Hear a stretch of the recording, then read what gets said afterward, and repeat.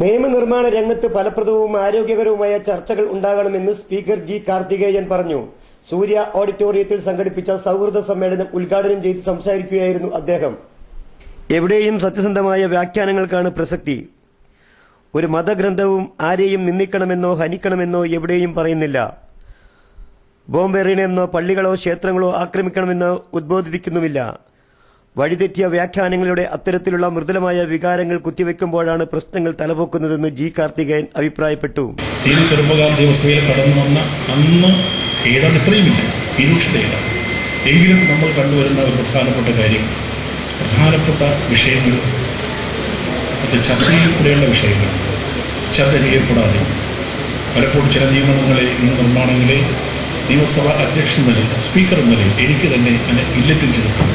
ഇല്ലറ്റിംഗ് എന്ന് പറഞ്ഞാൽ അതിനെ ഒന്നും ഞാൻ പറയുന്നില്ല, ചെയ്യേണ്ടി വരും. ഫലപ്രദമായ ചർച്ചയില്ലാതെ നിയമനിർമ്മാണം നടക്കും, നിയമങ്ങളുണ്ടാകും.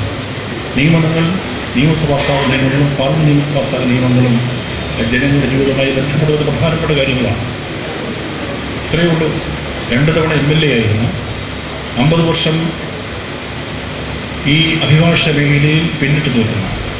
സദസ്സിലും വേദിയിലും അഭിഭാഷക ജീവിതവുമായിട്ടും നിയമനിർമ്മാണ രംഗവുമായിട്ടും നേരിട്ടും അല്ലാതെ ബന്ധപ്പെടുന്ന നിങ്ങളെ സാക്ഷി നിർത്തി ഇന്ന് നിയമസഭാ സ്പീക്കർ എന്ന നിലയിലും ദീർഘകാല നിയമസഭയുണ്ടായ ഒരാളെന്ന നിലയിലുമുള്ള എൻ്റെ ഒരു അഭിപ്രായമല്ല, മനസ്സിലുള്ള സന്ദേഹം എനിക്ക് പങ്കിടാനുള്ളത് മറ്റൊന്നുമല്ല.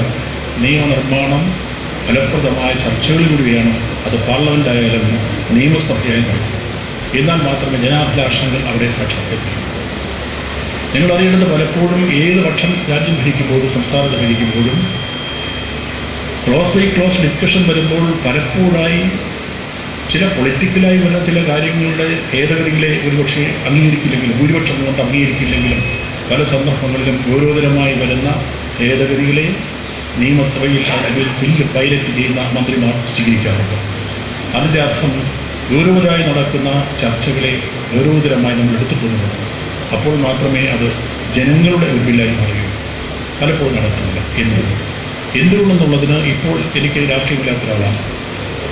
ഏത് വിഭാഗം സംസ്ഥാനം ഭരിച്ചാലും സ്വാഭാവികമായിട്ട് വരുന്ന രാഷ്ട്രീയ പ്രശ്നങ്ങൾ, ആ രാഷ്ട്രീയ പ്രശ്നങ്ങളെ അവിടെ അവതരിപ്പിക്കാനുള്ള ഉത്തരവാദിത്തമായ ബാധ്യതയുള്ള രാഷ്ട്രീയ പ്രസ്ഥാനങ്ങൾ അത് വേണം, തീർച്ചയായിട്ടും വേണം.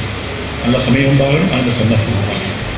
പക്ഷെ അതിനോടൊപ്പം പരമപ്രധാനമായ ഇത്തരം കാര്യങ്ങൾ വരുമ്പോൾ, അതിൻ്റെ സന്ദർഭം ഉണ്ടാകാതെ വരുമ്പോൾ, ഒന്നുകിൽ നിയമസഭ സ്തംഭിക്കുമ്പോഴോ നിയമസഭ വിട്ടുപോകുമ്പോഴോ, ഞാൻ പറയട്ടെ, ഇപ്പോൾ മാത്രമല്ല, ഇത് മുമ്പും ഞാൻ ദീർഘകാലം പ്രതിപക്ഷത്ത് വരുന്നു, ആ സന്ദർഭങ്ങളിലില്ല. അതിൻ്റെ പങ്കാളി ഞാനുമൊക്കെ വരുന്നു. എൻ്റെ സതീശൻ്റെ ഇരിപ്പുണ്ട്, പല സന്ദർഭങ്ങളിലുമൊക്കെ ഉണ്ടായിട്ടുണ്ട്. അങ്ങനെ വരുമ്പോൾ സംഭവിക്കുന്നത്, അവസാനം ഈ ചർച്ചയില്ല, ക്ലാസ് ബൈ ക്ലാസ് ഡിസ്കഷനില്ല, 1ാം വായനയില്ല, 2ാം വായനയില്ല, അല്ലെങ്കിൽ 3ാം വായനയിൽ വീണ്ടും നേതാക്കന്മാർക്ക് വേണമെങ്കിൽ പങ്കെടുക്കും. ബില്ല് പാസ്സാകുന്ന സന്ദർഭങ്ങളിൽ ബില്ല് പാസ്സായി കഴിഞ്ഞാൽ എങ്ങനെ ഇംപ്ലിമെൻറ്റ് ചെയ്യണം എന്നുള്ളതിൻ്റെ 3ാം വായനയിലെ പ്രശ്നങ്ങളില്ലാതെ അവസാനം പാസ്സാക്കി പോകുന്ന ഒരവസ്ഥ എപ്പോഴും ഞാൻ പറയുന്നു. അത് ഒഴിവാക്കപ്പെട്ടാൽ മാത്രമേ നിയമനിർമ്മാണ രംഗം ഫലപ്രദമായി ഉണ്ടാകും. ഈ നിയമനിർമ്മാണങ്ങളുമായി ബന്ധപ്പെട്ട കാര്യങ്ങളെയും അതിൻ്റെ അടിസ്ഥാനത്തിലും പിന്നെ ഭരണഘടന അടിസ്ഥാനത്തിലുള്ളതാണ് തീർച്ചയായിട്ടും അഭിഭാഷക ജീവിതത്തിന് പ്രധാനപ്പെട്ട.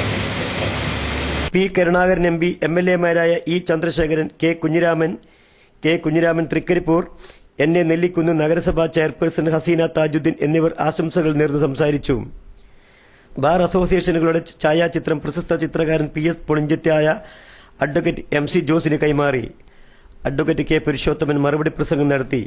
അഡ്വക്കേറ്റ് P അപ്പുക്കുട്ടൻ സ്വാഗതവും അഡ്വക്കേറ്റ് M രമേശ് നന്ദിയും പറഞ്ഞു. തുടർന്ന് സെമിനാർ സംഘടിപ്പിച്ചു.